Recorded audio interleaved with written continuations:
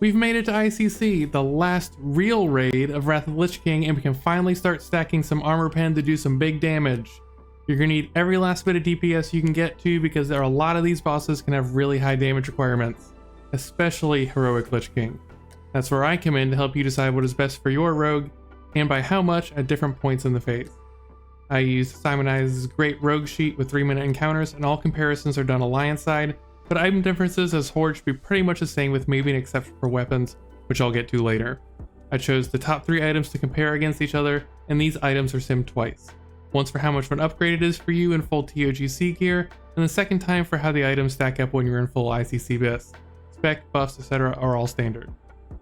Starting with the Helm, there are actually a number of solid initial upgrades here. This was a tier piece in TOGC and ideally will be a tier piece again in ICC, but the discarded bag of entrails from ICC 10 and the Geist Lord's punishment sack from Heroic Blood Prince Council are both good stopgaps. On first glance, it might seem that Geist Lords is the best of all the options.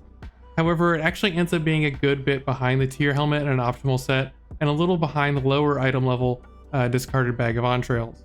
The reason for this is its lack of armor pen. This will be a pretty recurring theme in this guide. A lot of the high level non-ARP gear can prove to be initially bigger upgrades, but end up worse overall later in the phase. The reasoning for this is that the more armor pen you have, the more valuable it becomes, and you have comparatively little when you're actually starting ICC. I will say that it is technically better to maintain the tier 9 4-piece if you have the 258 pants when replacing a main set item, but that's pretty unlikely and really isn't that much of a difference since that set bonus really isn't that great anyway. Either way, it'll still be a big upgrade over the tier 9 helm. There are really only 2 neck pieces I like in all of ICC, one from 25 man and one from 10 man. Both drop off of Syndragosa. The heroic 25 man neck, Syndragosa's Cruel Claw, is the largest upgrade. However, if your guild is unable to kill her for a while, the normal mode 1 is also a modest upgrade. It's pretty much even with the Rhyme Tooth Pendant in 10 man. The difference in a full set becomes more pronounced. It's critical to have as much armor pen as you can get, and the Jaraxxus neck from TOGC doesn't have that. You really want one of these two. There is another agility neck in 10 man that is technically an upgrade to Charge of the Demon Lord, and that is Precious's Putrid Collar, but also doesn't have armor pen on it, so it's really more of a super temporary option if you happen to get it. The ultimate BIS for combat rogues uses the tier 10 shoulders as a 2-piece with the helmet and bypasses the 4-piece. The set that uses 4-piece is not bad, it's just very slightly behind. However, it would also require 2 more 277 tier tokens, and the pieces you would use to replace them are not super contested, which I'll get to in a second. All 3 of these shoulder pieces are useful in their own way. The Cultist Bloodsoaked Spalders are the largest short-term upgrade because of the previously mentioned armor pen disparity. It doesn't look quite as good in a full set, but they're still not bad. The Skinned Whelp shoulders in particular are very good while you're gearing to accumulate armor pen. That is a piece I would take in 10 man and use situationally for sure. Both of the non-tier leather shoulders can be used in middle of the phase gearing sets, especially if you're trying to use 4-piece, which really only sims about 40 DPS worse in full BIS. You've probably heard for a while that the armor pen cloak from the TOGC tribute chest was your game BIS, so this right here may be a bit of a surprise. For starters, you did hear right. It is game BIS, but the only reason that is the case is because it has armor pen on it. Since our armor pen level entering ICC is comparatively low, if you walked in, knocked over gunship, and this cloak dropped, then it would technically be a 35 DPS upgrade. However, later on it is actually a 30 DPS downgrade. That's still close, so if you never got the TOGC cloak, then don't worry about it too much. The recovered Scarlet Onslaught cape is respectable too, and bought with the new Emblems of Frost. Shout out to the shawl of Nerubian Silk that drops off Marigar in 10 man. It's a funny hit expertise option that can solve problems in weird circumstances you find yourself in while gearing up. Speaking of weird, the chest slot really fits that bill. Our ultimate BIS is a totally uncontested 277 leather piece with hit and expertise. Despite that, walking into ICC and equipping this gets you a whopping 2 DPS because you just created all sorts of expertise issues. The 277 tier is your biggest initial upgrade here, but probably shouldn't be bought until later if you choose to run Force Piece instead. The chest guard of the Frigid Noose can play a pretty big role in gearing up here because of those stated issues.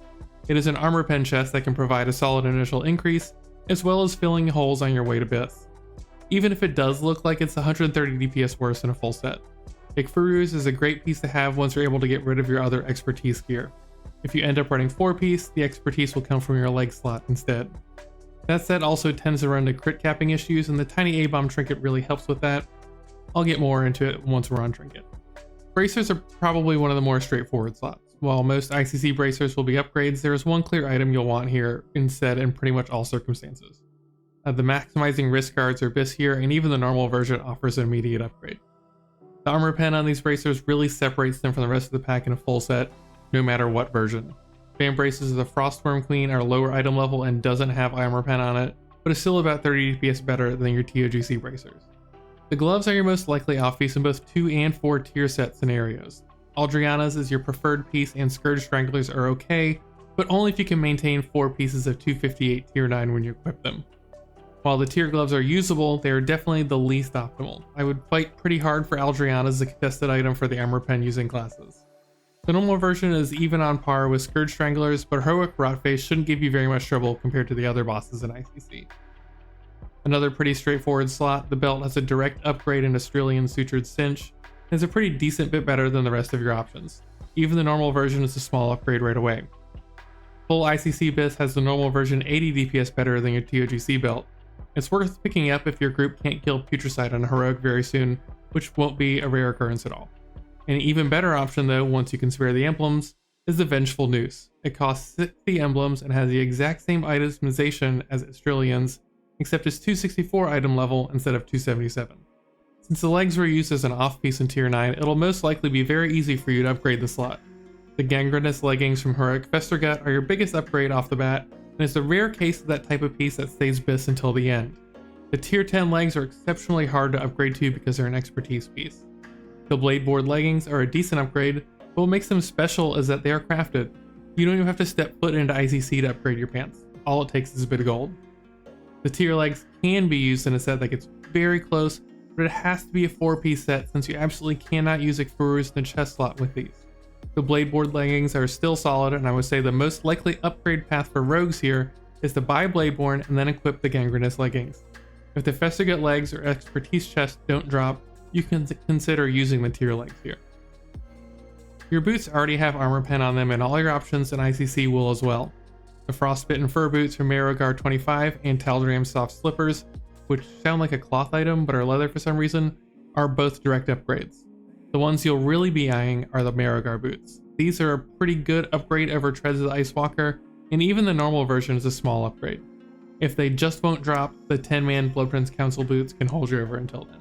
Normally I would put the rings into a chart and compare the different combinations, but for ICC this is going to be a bit different.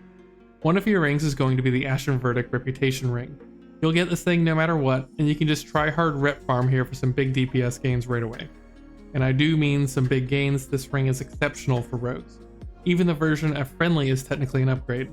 It's the most ideal to replace the Planestalker ring first over the Callous Aggression ring. You'll see the biggest benefit from that at the beginning of the phase. And here's the difference in levels of the ring in full BIS. This is mostly to showcase the power gained in each level. The biggest spike is from Honor to Revered. That's when the ring gains its proc. As for the other ring, you'll have quite a few more options. However, the best two are the Frostbrood Sapphire Ring and Band of the Bone Colossus.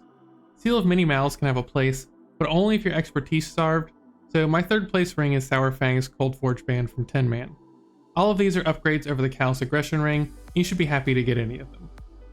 Once you start to reach the end of the phase, the Sapphire Ring really starts to pull away a bit from Bone Colossus due to the armor penetration on it. I should really note that the Bone Colossus ring can still be BIS or very close to BIS in a gear setup that uses 4-piece tier instead of 2-piece to help crit capping issues. So, we've come to the Trinket.